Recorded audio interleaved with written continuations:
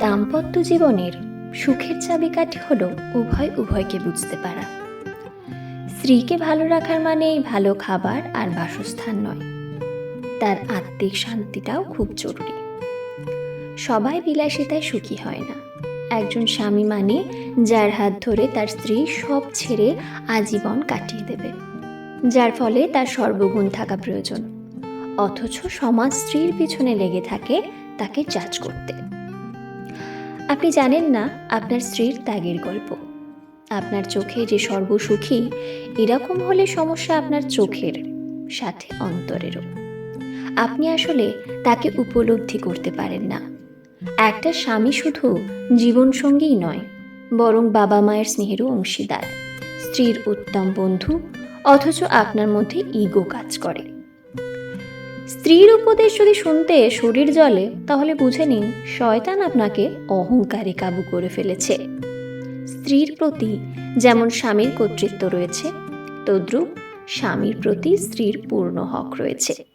সংসার জীবনে কলহ আসবেই, কিন্তু সেই কলহে জবান দিয়ে যেন এমন কিছু বের না হয় যেটা সাংসারিক জীবনটায় বিষাদ করে দেয়। জীবন কেটে যাবে, কিন্তু জবানের কষ্টের ঘা কোনো মলমেই শোকাবে না। স্ত্রীর অনুভূতিগুলো তার হয়ে ভাবলে বুঝতেন, তাকে বিশ্বাস করুন, জগতের সব নারী ভালোবাসা, আদর ও আহ্লাদের কাঙাল। এসব দিয়েই প্রতিটি নারীকে সহজেই কাবু করা যায়। আপনি একটু ভাবুন, স্ত্রীর পরিবার থেকে কেউ আপনার বিরুদ্ধে কিছু বললে আপনি মারাত্মক চটে যাবেন, হয়তো কোনোদিন শ্বশুরবাড়ি পা রাখবেন না।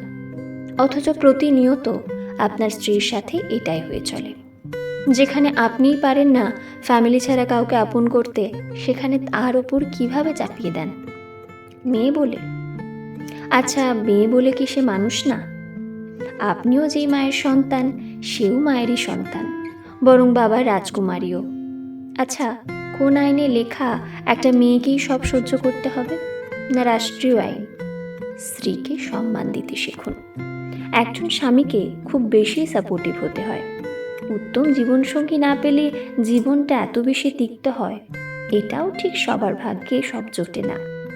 থাক না অপূর্ণ, এটাও ঠিক সবার ভাগ্যে সব জোটে না।